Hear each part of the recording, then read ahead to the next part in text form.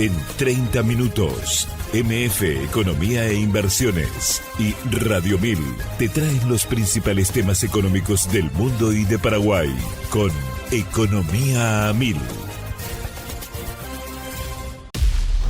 Llegó la hora de conocer a la pick-up que va a redefinirlo todo. Un vehículo con una fuerza increíble, con una capacidad sorprendente,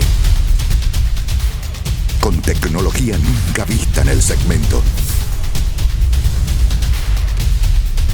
Y además, un diseño extraordinario. La pick-up, el líder de la raza fuerte, está creando un nuevo estándar en la categoría. Llegó la nueva generación de Ford Ranger. Prepárate para lo imposible.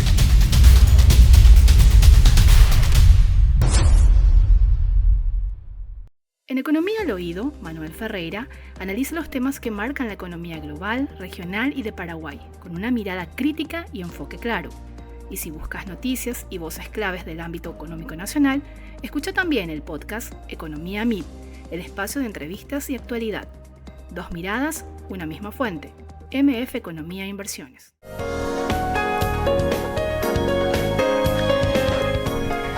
Muy buenos días, bienvenidos a una emisión más aquí de Economía 1000. Muchas gracias por la compañía de todos los días. Quien les saluda, Prince Oti, y estoy también junto con la compañera Ada Caballero. ¿Cómo estamos, Ada? ¿Qué tal? Bienvenida. Buenas, Prince, ¿todo bien y vos? Todo en orden, ya listísimo para empezar una nueva jornada aquí de este espacio económico, recordando que es en coproducción con la consultora MF Economía e Inversiones y por supuesto Radio 1000. Y ya le doy la bienvenida a nuestros invitados de hoy, a quienes agradecemos su presencia. Estamos en compañía de Raúl Uragui, director de mercados del Banco Itaú. ¿Cómo estamos, Raúl? ¿Qué tal? Bienvenido, gracias por estar. Buenas tardes, Prince, muchas gracias por la invitación y muy buenas tardes también a toda la audiencia. Te me cambiaste de lugar, Raúl. Sí. Ahora me di cuenta que me quedé más lejos. No quiero decir nada, que atente, pero me parece que acá Juan Ignacio Cañete, algo... No, es broma. ¿Cómo estamos, Juan Ignacio Cañete, tesorero institucional del Banco Itaú? Buenas tardes, Prince, mucho gusto estar acá. Es tu segunda venida, sí, mal lo recuerdo. Correcto. Y sí. Si mi memoria no me falla, estaba sentado ahí. Pero no importa. Tomé la silla del jefe hoy. Ok, está bien. Y bueno, los tenemos hoy porque queremos hacer una suerte de actualización porque sigue habiendo mucha incertidumbre, volatilidad de algunos indicadores, sobre todo vinculados a la economía, que terminan definiendo el ánimo de los agentes económicos y sobre todo cuando uno va a tomar ciertas decisiones en materia de inversiones. Y cuando hablamos de algunas variables económicas estamos hablando del tipo de cambio, incluso la inflación y en otros casos perspectivas que se pueden tener de aquí en adelante. Así que qué mejor que hacerlo con ustedes que están ahí en el día a día y conociendo de primerísima mano, obviamente, estos indicadores que terminan definiendo la decisión que puede tomar eventualmente un inversionista y sobre todo hablar también de las alternativas, si es el momento de invertir, qué hay que hacer, cómo están las tasas y bueno, hacerlo en moneda nacional, extranjera, etcétera. Podemos hacer una suerte de contextualización de lo que está pasando a nivel económico y también quizás vincularlo un poco con lo que está pasando a nivel internacional. Yo cuando dijiste ánimo es el precio del ánimo. Es cierto. Dijiste cómo afecta el ánimo del inversionista o el que va a hacer una inversión. Sí. Entonces básicamente el precio que le pone a su ánimo, ¿no? Porque, totalmente.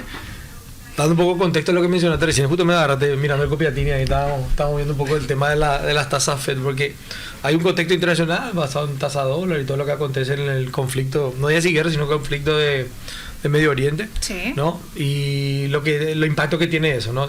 Sobre todo eso es su primer impacto en el petróleo. Ese impacto es en el precio del petróleo que se transmite a nivel global y básicamente un precio más alto transmite inflación en toda la economía que son petróleo. De hecho todos somos dependientes, algunas exportando, otras importando, ¿no? A la exportando para bien porque le suben los ingresos, pero también le patean la cuenta de inflación porque el costo de combustible para el consumidor final aumenta. Entonces en esa línea un poquito básicamente tuvimos un petróleo alto durante 3 meses, entonces básicamente el promedio del precio ya queda alto para todo el 2026, entonces normalmente va a patear en unos puntos, va a patear inflación en general en los países. ¿En qué terminamos hablando de eso? Que la tasa americana, si va a bajar, si no va a bajar, cómo afecta ahora que tenemos nuevo presidente, nuevo chairman de la Fed y todo eso. Entonces básicamente lo que estuvimos viendo hoy, actualizando un poco, algunas predicciones es como que queda estable la tasa y en otro está precificado como una subida antes de fin de año y en algunas de vuelta una corrección para el año que viene. Entonces, tenemos una tasa que básicamente el consenso podría decir que no va a bajar de donde está, con un sesgo a una subida, algunos precificando. Es poco raro decir una subida y media, ¿verdad? Sí. Pero el mercado lo que precifica es así tipo como 40 básicos para arriba. Es como decir, una subida casi seguro hasta hasta la reunión de septiembre-octubre, y después otra subida o no, de acuerdo a cómo va aconteciendo las cosas entre las reuniones que acontejan hasta marzo, el primer trimestre del año que viene. Entonces, tenemos un poco esa precificación hoy sobre la tasa de dólares. Entonces, cuando hablamos de moneda extranjera, es un poquito el escenario. Eso también basado en que hay un acuerdo que está por firmarse, se está negociando, que ya Así se firmó mismo. el previo, pero después otra vez una comitiva se retira porque alguien dijo algo que no le gustó, después se vuelven a reunir. Ese realmente parece un electrocardiograma, realmente, ese tema de la reunión y el precio del petróleo, ¿verdad? Ayer estaba en 70, había cerrado de vuelta, después había tocado pico arriba de 110, 120. Entonces ahí está un poquito, ahí hay mucha volatilidad, mucha incertidumbre, hoy un poco con más de certeza, ¿verdad? Y hoy, miércoles, creo que estamos 24 de junio, hoy San Juan, ¿verdad? Sí. Hoy esa es la situación. 12 y 10 horas, sin ningún tuit nuevo, ¿verdad? Esa es la novedad, esa es la certeza que tenemos sobre lo que es moneda extranjera, ¿verdad? Pero, sobre la tasa, ¿verdad? Sobre todo. Y en todo este tiempo, la verdad que la cantidad de veces que hubo noticias que se abrió el estrecho, se cerró el estrecho, fueron incontables las veces que fueron y vinieron, ¿verdad? Entonces, la verdad que todavía está por verse qué va a pasar, ¿verdad? Todo apunta a que ya hay un acuerdo, que ya están por llegar a un acuerdo de paz, pero hasta que no esté firmado y hasta no ver, realmente puede pasar cualquier cosa. Mencionaba, Raúl, lo de la tasa de la Fed, para que también podamos ir ya entrando en tema. Es importante lo que acontezca justamente con la Reserva Federal de los Estados Unidos, porque marca de alguna manera la aguja a nivel internacional, y sobre todo cuando estamos hablando de inversiones y también de captación o no de la moneda o de la divisa extranjera, que termina de alguna manera presionando o no en determinadas economías, como principalmente en Paraguay. La verdad que si hay una aguja o algo que te marca el termómetro a nivel global, es la tasa Fed. Ese realmente, y no solamente para la tasa americana, porque después de eso deriva las tasas locales, ¿verdad? En moneda local, ¿no? Uno va comparando el diferencial de inflación, después puede empezar a asumir cómo va a ser el tipo de cambio, y todo se deriva de cómo está la tasa Fed, ¿verdad? Así mismo. Entonces, básicamente por eso es que terminamos muchas veces hablando de la tasa Fed, cuál es la temperatura, cuál es. De hecho, Trump, cuando propone al nuevo chairman, era, ok, va a venir para ajustarme las tasas para abajo y abaratarme el dinero, ¿verdad? Sí. Y se encuentra en una situación con inflación y que no está controlando, y que realmente le tienen que contar, jefe, vamos a tener que subir, ¿verdad? Ajá. Algo que él criticó mucho al anterior, ¿verdad? A Powell, en todos los colores. El nuevo nombrado por él le va a tener que anunciar posiblemente que va a tener que tocar hacia arriba, como si tuviera toda esa independencia que siempre caracterizó a la Fed, ¿no? Entonces, porque esa noticia yo creo que es la que vamos a estar encontrando ahora. Okay, y la Fed, que te determina, básicamente marca el precio del dólar a nivel global. Y cualquier proyecto, por ejemplo, que vos sos exportador, va a estar marcado mucho por el dólar, ¿verdad? Si sos importador también tiene una gran influencia. Entonces, marca todo lo que va a ser el financiamiento, o el que quiere invertir en renta fija y todo lo que sea por el lado del ahorro en moneda extranjera. A partir de ahí también te marca un poco el rumbo de las monedas locales, ¿no? Porque una tasa en dólares más alta normalmente implica que las tasas de monedas locales de los países, sobre todo emergentes, eso también tiene que ir subiendo para que esa moneda se mantenga, digamos, atractiva y competente al competir contra una moneda dura y mucho más estable como la americana. Entonces hay que seguir un poco esa temperatura para ver después cómo repercute tanto en todo lo que sea financiamiento e inversión en moneda extranjera, y como toda la repercusión que puede tener en las políticas monetarias obviamente de los países, ya sea desarrollado o emergente, y su tasa local, ¿verdad? Entonces, porque es toda una cadena que se va engranando una a una, y es como un dominó, ¿no? Totalmente. Empieza aquí y termina ya en la última fichita, ¿no? Aunque el traspaso varía mucho, ¿verdad? Dependiendo de qué variable estemos viendo, claro. Sí, claro. Y del contexto y de todo lo que se pueda suscitar también en el medio. Y en ese sentido, nada más, Raúl, el Banco Central del Paraguay dio a conocer su tasa de referencia y mantuvo, de hecho, en 5.50, y lo mantiene, si mal no recuerdo, desde marzo. Considerando nomás eso que mencionabas, ¿verdad? Ven lo que está pasando a nivel internacional, y también un complemento muy importante, los factores a nivel nacional. Y de hecho, en su minuta lo describen claramente. Eso de alguna manera está reflejando pasando también, considerando la dinámica que están teniendo a nivel internacional, lo que se está esperando obviamente en el contexto global y también lo que está pasando en las principales economías de la región, o cómo lo están viendo? La reunión fue ayer. Ayer van a conocer, sí. No, del Banco Central, sí. El Banco Central, salió la minuta ayer. Yo creo que la minuta menciona un poco, básicamente, como un banco central que tiene el target de inflación. Sí. ¿No? El inflation target. Entonces, digamos, una inflación controlada, hoy está en 2.4, creo que a mayo, con una meta de centro de inflación de 3.5, más o menos 2. Y yo creo que con todo esto ajuste que se puede ir, quizás el combustible que va y viene, y con otra cosa que pueda afectar. Nosotros del equipo Macro Itaú creo que estaban proyectando alrededor de 4 como para terminar el año, ¿no? Y yo creo que es una inflación que está, desde el punto de vista técnico y desde el Banco Central, está controlada. Entonces yo creo que ellos mantienen la decisión de mantener 5.5, es básicamente considerando que tiene una tasa neutral entre un rango de 1.3 y 2.6, que básicamente un promedio te da cerca de 2, más una inflación esperada de 3.5 por el lado de ellos, te da una tasa que debería estar manejándose alrededor de 5,5. Sí, entonces, esa, ¿cómo se determina como una tasa de equilibrio? Que es la tasa de política monetaria con la cual ellos controlan la inflación. Es un poquito el contexto local, ¿no? Inflación controlada, entonces yo mantengo. También el contexto en que en general los bancos centrales están bastante cautos por el color internacional, por el color global. Así, no sé exactamente qué puede pasar. Entonces está un poco cauto en decir, bajo la tasa para hacer más expansiva mi economía o la subo para contraer, pero como no tengo este color exacto de qué va a acontecer y el petróleo influye mucho en toda la economía, yo creo que todos están bastante cautos manteniendo normalmente las tasas antes de hacer un movimiento ya sea contractivo o expansivo, ¿verdad? No sé si ahí quería agregar algo porque... No, algunos bancos centrales también, ¿no? En este periodo, en los últimos meses, algunos bancos centrales subieron tasas, por justamente previendo que los impactos del conflicto en el precio del petróleo podrían afectar la inflación de esos países, ¿verdad? Pero el caso de Paraguay pareciera que está bajo control dentro del rango meta que tienen definido. Si lo vamos vinculando ya al ánimo o al precio, como decía Raúl, al precio del ánimo. Así es, de los inversionistas, ¿cómo están viendo también desde el banco propiamente la dinámica que está teniendo, el interés, el poco interés? Y la pregunta clave, ¿está el momento de hacer inversiones en esta situación, en este contexto? Adelante, Juan Ignacio. No, mira, nosotros creo que estamos todavía en un periodo de tasas altas, ¿verdad? No sé si el año pasado, hablamos en el programa pasado que tuvimos una disminución un poco abrupta de la liquidez en el mercado local en guaraníes y que eso derivó en una subida de tasas a nivel local bastante rápida entre junio y julio del año pasado.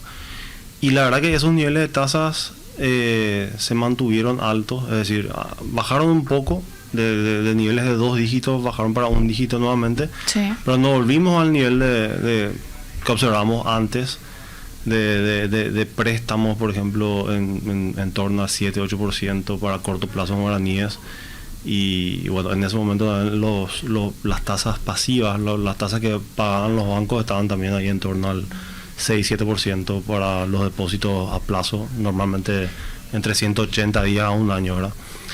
Hoy la situación que vemos es que las tasas permanecen altas todavía, o sea, el rango que hoy estamos viendo en el mercado está entre 8,5 y 9,5 para un CA a un año, dependiendo de la entidad, ¿verdad? Cada entidad tiene precios distintos y situaciones de necesidades de liquidez distintas, claro. Entonces ese es el rango que estamos viendo hoy en el mercado, ¿verdad? Que nos parece que es todavía, no es el mejor momento, porque el mejor momento ya pasó, digamos, ¿verdad? Ahora estamos en un periodo de baja de las tasas nuevamente, porque la liquidez se está recomponiendo acá en el mercado local, en guaraníes, pero todavía creemos que son unas tasas muy atractivas para invertir, principalmente en moneda local, en guaraníes, porque siempre hablamos de tasa real, ¿verdad? La tasa real, que es la diferencia entre la tasa de inflación versus la tasa nominal que podemos observar en el mercado.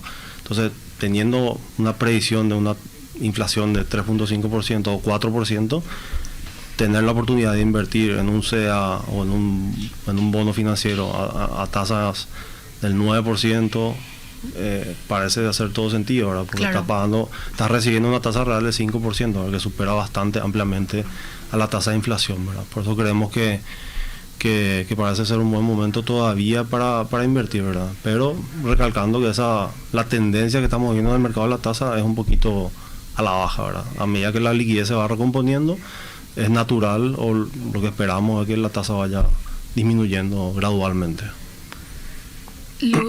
Raúl, te iba a cambiar de nombre. Raúl, con respecto a esto que está diciendo justamente Juan Ignacio, de la inversión en guaraníes y la tendencia, de alguna manera esto también están viendo, si tuviéramos que hacer una suerte de ranking de los instrumentos que está siendo más apetecible para el inversionista hoy por hoy, ¿cómo lo están viendo desde el banco? Hoy día, digamos, cuando vas con los inversionistas que tienen, separando un poco ahí, cuando quieres hacer un ahorro, una inversión, digamos, creo que hay cada vez más facilidad de tener más instrumentos.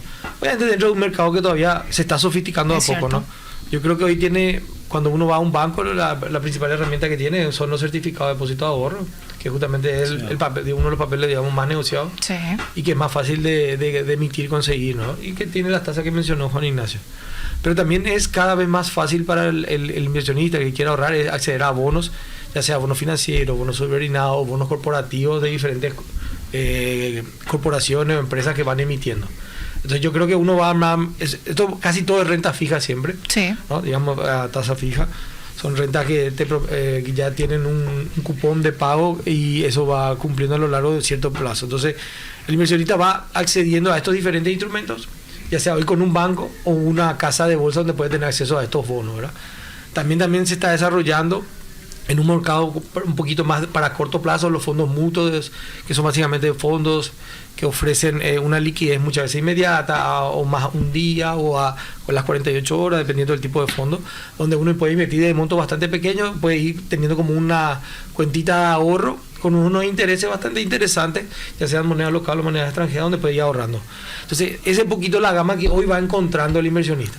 Tampoco también yo creo que se va a ir profundizando cada vez más el tema de acciones, ¿no?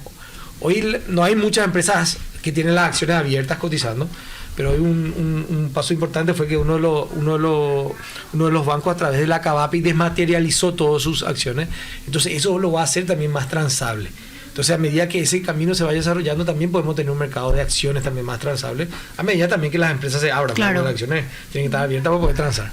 Entonces, yo creo que de a poco se está abriendo un camino donde hay un poco más de opciones de inversiones o formas donde uno puede, digamos, no te voy a decir parar el dinero porque todo tiene un rendimiento, entonces donde puede estar poniendo un poco de los ahorros o inversiones, como quiera llamarlo, ¿no?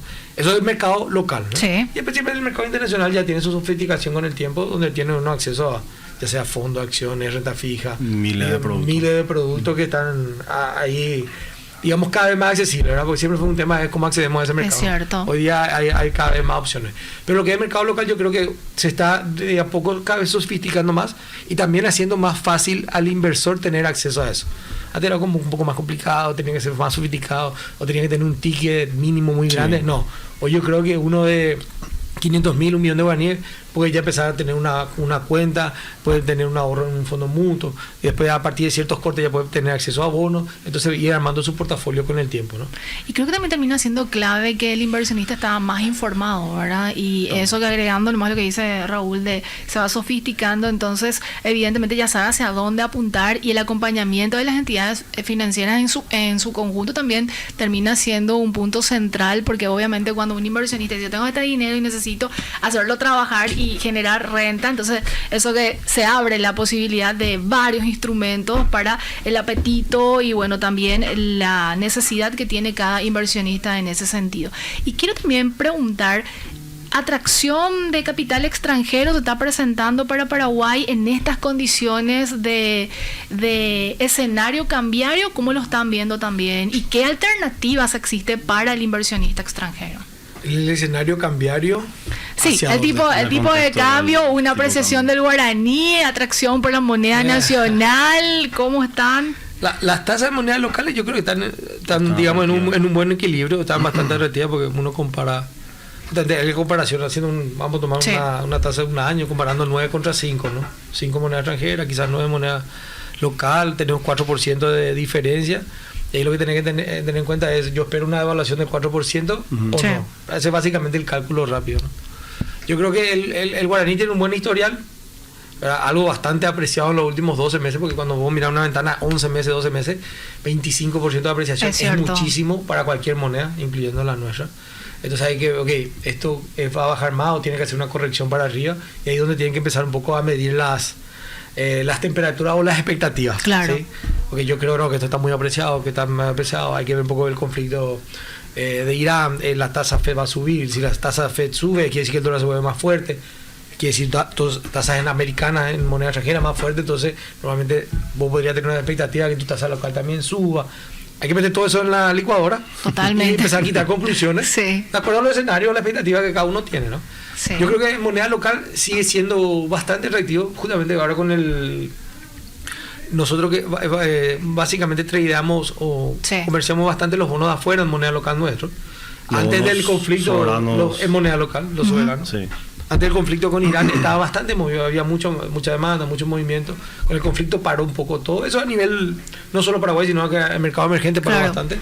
Y ahora con este tema de como que se están sentando un poco sobre la mesa a negociar, se está está enfriando, por eso el conflicto empezó a moverse bastante. Se reactivó bastante. Bastante movimiento de vuelta. La demanda y la oferta. Entonces, de los dos lados, comprando y vendiendo bonos locales, entonces quiere decir que hay un tipo de cambio aceptable con ese rendimiento que está alrededor del 9%. Ya sea el bono 31, 35 35, 38, ¿verdad? Esos son los que vamos a tal cual. Entonces, digamos que el tipo de cambio está como asumido. Sí. Hay una expectativa que sí, podría evaluarse algo, pero dentro de lo razonable, y con una expectativa de que la tasa del 9%, alrededor del 9% para el riesgo Paraguay es súper válido en moneda local. Ya, muchos inversores creo que tenían bastante dudas sobre cuáles son los mecanismos por los cuales se mueve el tipo de cambio local, ¿verdad? Porque el mercado de Paraguay es una economía que todavía no está abierta al mercado de capitales, es decir que no tenemos todavía un inflow y outflow, una entrada y salida de capitales a través del mercado, pero justamente los inversores siempre preguntan, ¿qué pasa?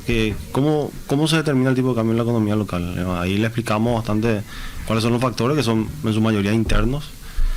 Y yo creo que hubo un cambio en la expectativa del tipo de cambio, tanto a nivel local como a nivel de los inversores de afuera también, ¿verdad? Creo que la mayoría ya da por hecho que este es un tipo de cambio que va a permanecer tal vez por más tiempo, ¿verdad? De que no hay una expectativa de evaluación para el corto plazo, ¿verdad? Y creo que eso también se refleja en el mercado local, ¿verdad? Porque lo que estamos viendo es que apenas sube el tipo de cambio, aparece la oferta, la gente empieza a vender dólares, a medida que va bajando, nuevamente empiezan a comprar, ¿verdad? O sea, hay un equilibrio, digamos, acá en este rango, donde se está moviendo el tipo de cambio en los últimos meses, está entre 6.100, 6.200, y se estaba moviendo en ese rango, y como te digo, cuando toca 6.200, la gente sale a vender, toca 6.100, la gente sale a comprar, y se mantiene en ese nivel de equilibrio, ¿verdad? Ahí siempre recordándome que si el dólar sube a 6.300, sí, o si baja a 6.000, estando entre 600 y 700, es una devaluación de 1,5% nomás. Es algo súper aceptable para cualquier inversor, o cuando hace los números, ¿verdad? Que se mueva 200 puntos sobre 6.000 es 3%. Son números manejables, ¿verdad? Entonces es que se mueva 200 para arriba, 200 para abajo, es algo así, que vos poner en porcentaje y es 3%, 3.5%. Entonces son números que normalmente se puede manejar a lo largo del tiempo sin problema, ¿verdad? Sí, le empieza a hacer un poco más de ruido cuando es 10-15%, claro, que son movimientos más o menos que implica 600 a 800 puntos de movimiento. Ahí sí que empieza a decir cuáles son los fundamentos, cuáles son las razones técnicas. Pero una fluctuación de 2-3% es súper aceptable, ¿verdad? Para cualquier inversor cuando ve un portafolio global. Igualmente se tiene la cobertura cambiaria, que en algún momento ya conversamos con ustedes.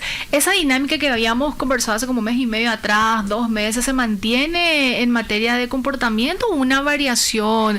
¿O es como que la gente está esperando todavía? Por eso que decía Juan Ignacio, ¿verdad? Bueno, ya tenemos cierta previsibilidad de aquí para fin de año de que no fluctúe demasiado y que se mantenga dentro de lo que tenemos actualmente. ¿O cómo lo están viendo ustedes?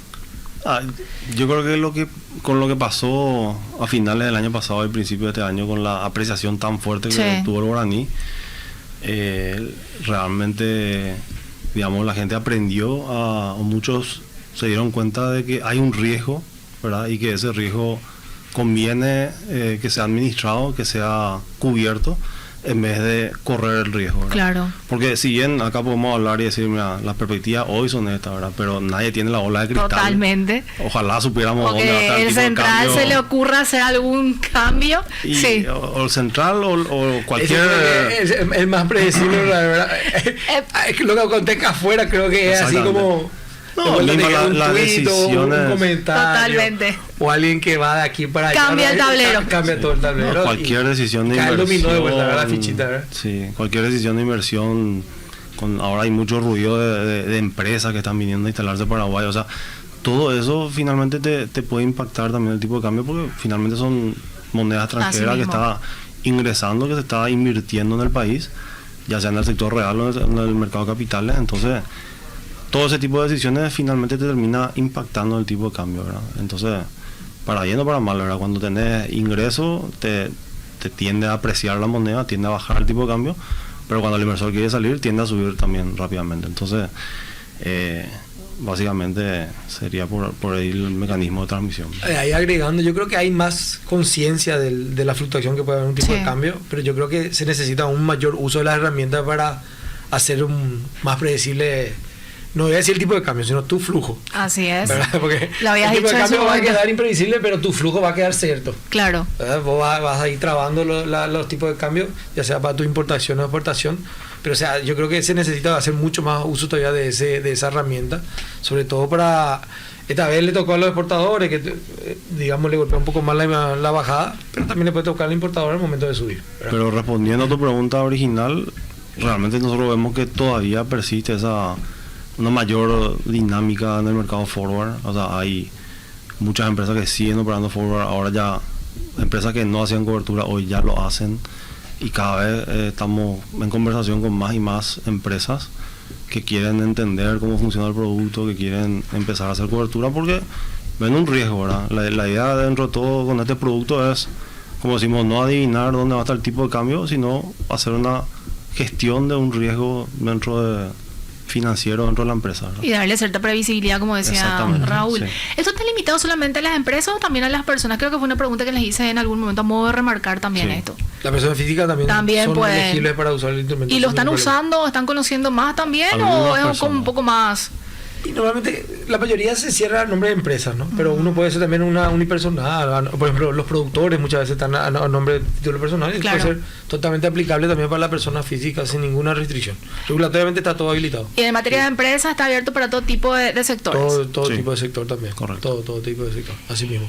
Si tuviéramos que de alguna manera mencionar algunos de los errores más comunes a la hora de invertir, Raúl y Juan Ignacio, yo sé que capaz es una pregunta un tanto complicada, pero como usando una suerte de antecedentes que también ustedes lo tienen, en el sentido de que obviamente están, como yo decía, en el día a día y haciendo un denominador común, quizás listar 2 a 3 puntos de esos errores, y que de alguna manera va a servir también de cierto tip para el que está escuchando y del inversionista que dice, bueno, tengo este dinero y quiero de alguna manera, eso que decía también, generar rentabilidad. ¿Cuáles son esos errores y qué se pueden disipar teniendo información, datos? Bueno, empiezo yo. Adelante. Acá vamos a tomar nota. No, yo creo que, bueno, hay varios puntos, sí, ¿no? Pero creo que el tema de la evaluación de los riesgos en general, sí, es algo que, en mi opinión, algo que no todos los inversores hacen, ¿verdad? En el sentido que no evalúan el riesgo de crédito de las decisiones de inversión que están tomando, ¿verdad? O sea, de repente uno se guía mucho por la tasa de interés, ¿verdad? Es y entonces cierto. yo me voy, invierto donde la tasa es la más alta, y por ahí no tengo en cuenta exactamente en qué tipo de inversión y cuál es el riesgo de crédito que estoy corriendo en esa inversión que estoy haciendo, ¿verdad? Entonces, lo que nosotros vemos muchas veces es que la mayoría de la gente se guía mucho por la tasa de interés y no está mirando muchas veces el riesgo que está asumiendo, ya sea a través de un instrumento financiero o un fondo, ¿verdad? Hay que muchas veces entender también en qué está invirtiendo el fondo donde yo estoy poniendo mi dinero, ¿verdad? Es una pregunta que no mucha gente se hace y no mucha gente investiga, porque claro, la información es pública, está disponible, ¿verdad? Es cuestión de investigar o preguntar mismo al administrador de fondo con el cual uno está trabajando, entender un poquito cuál es el perfil de inversión del fondo, a qué plazos invierten, en qué tipo de instrumentos invierten, ¿verdad? Conocer un poquito más en detalle eso creo que es fundamental para tomar una buena decisión, una decisión informada. De hecho, los emisores están sujetos, obligados a especificar el tipo de destino que van a justamente llevar a cabo cuando están captando recursos. Sí, los emisores en el programa sí normalmente se especifica cuál es el destino de los fondos para el cual uno está emitiendo. Así es. También los fondos tienen que declarar cuáles son la política de inversión de los fondos, qué tipo de papel, qué tipo de instrumento, qué tipo de riesgo. Normalmente todos tienen está todo declarado públicamente cuáles son los destinos. Ahí, un poco a tu pregunta, yo creo que para mí hay dos claves así que normalmente encontramos como error. Uno es cuál es mi apetito de riesgo real. ¿Qué tipo de inversor soy yo? Porque muchas veces dicen, no, yo soy conservador, puedo ser moderado, puedo ser un poquito agresivo también, si es bueno el rendimiento. Hay que tener mucho cuidado porque cuando apenas tenga una volatilidad o los precios se muevan un poco, hay que saber aguantar un poco ese tema porque en un mercado donde, por ejemplo, nosotros muchas veces hacemos lo que decimos de marcación a mercado, ¿no?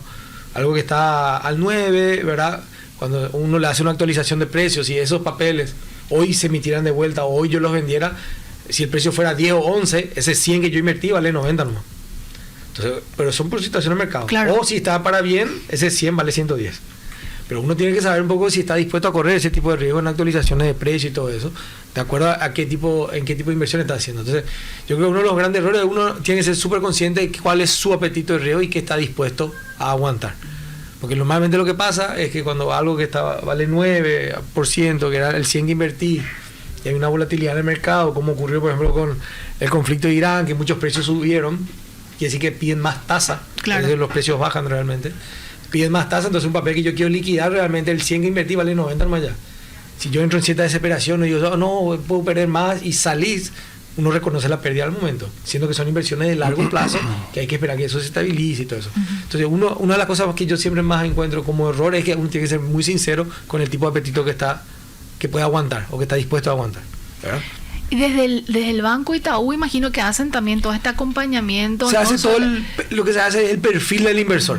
Entonces, obviamente, nosotros recomendamos, de acuerdo a hay formulario que se completa, más o menos, donde uno describe que está dispuesto a asumir, que no, como para qué es, cuál es el tema, la inversión, sí, no, esta inversión es de largo plazo, como yo muchas veces, es para la universidad de mi hijo, para, como siempre hincho también para el 15 de la nena, todas esas cosas, eso es larguísimo plazo, entonces uno puede tener cierto tipo de inversiones. Hay otras inversiones que, esto es para el año que viene, es para las vacaciones, es otro tipo de inversiones, quizá un poco con menos renta, pero más seguro, menos volatilidad y cobro cuando tengo que cobrar. Entonces uno tiene que ser muy sincero en qué tipo de riesgo está dispuesto a entrar. Y lo otro es que yo siempre digo, hay una relación riesgo-tasa. Claro. No hay cena gratis. Así que no pretenda decir, este es súper seguro y rinde súper bien. No es así, no funciona así. Siempre hay una relación totalmente... Muchas veces es inversa, ¿no? Más riesgo, menos tasa, más tasa, ¿no? Menos riesgo, menos tasa. Totalmente es directa la proporción que siempre tenemos. Entonces, hay que sincerar esas cosas, ¿verdad? No esperen que ocurran cosas diferentes, porque es matemática de la que está atrás de todo eso. Entonces, yo creo que uno de los errores siempre es eso, un poquito. Hay que ser muy sincero con qué tipo de perfil uno tiene, con qué tipo de riesgo uno está dispuesto a asumir, y que siempre las tasas vienen con riesgo, ¿sí? Un poquito de esas son las dos cosas que no hay que esperar nada diferente a eso.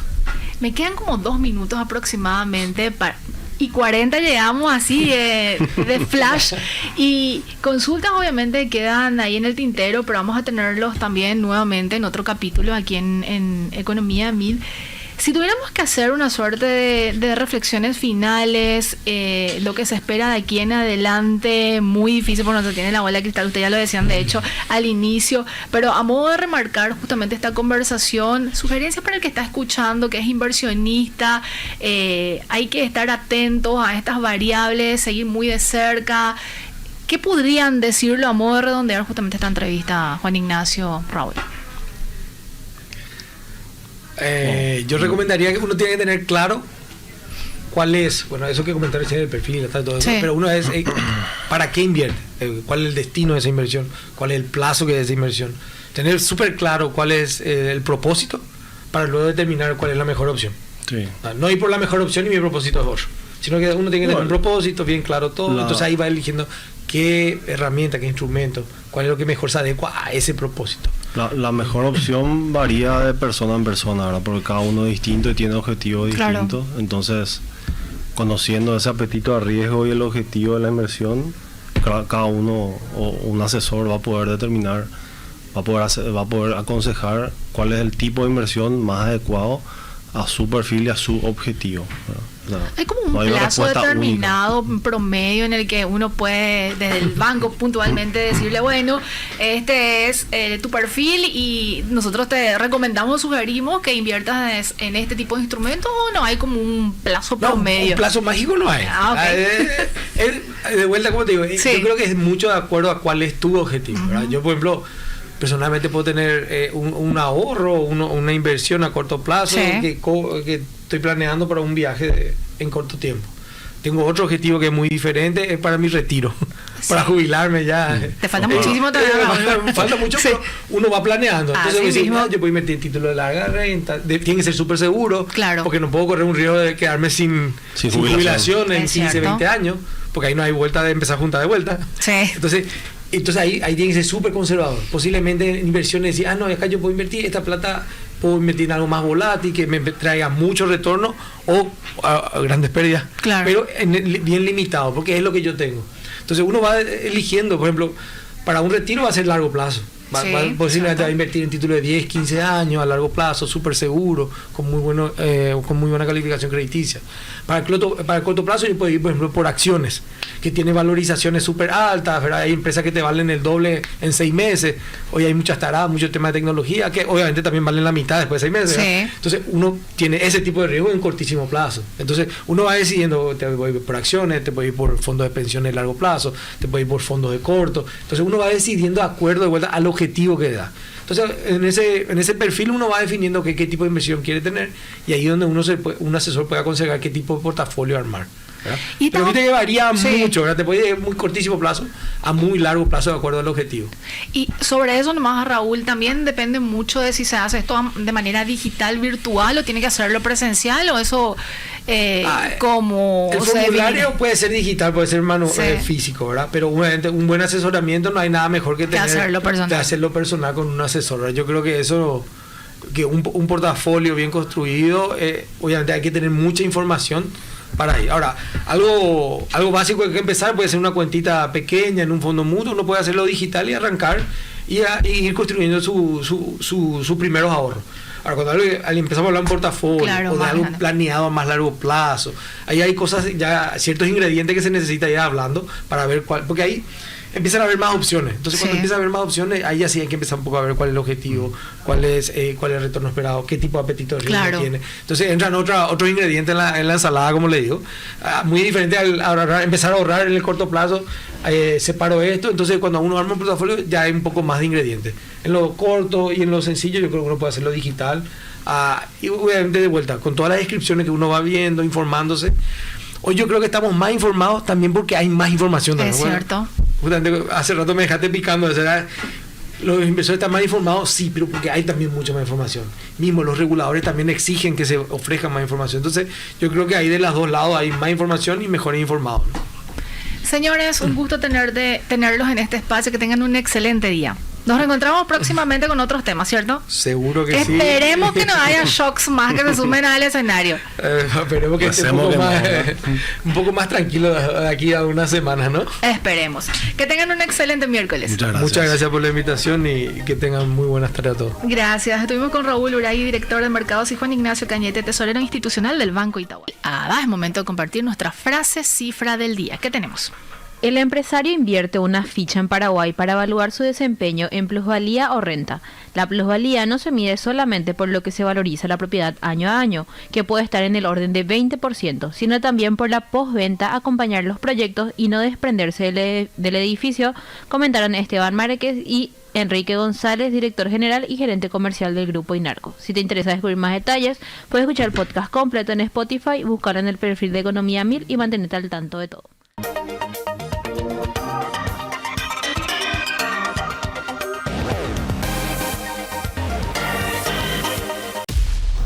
Llegó la hora de conocer a la pickup que va a redefinirlo todo. Un vehículo con una fuerza increíble, con una capacidad sorprendente, con tecnología nunca vista en el segmento. Y además, un diseño extraordinario. La pickup, el líder de la raza fuerte, está creando un nuevo estándar en la categoría. Llegó la nueva generación de Ford Ranger. Prepárate para lo imposible.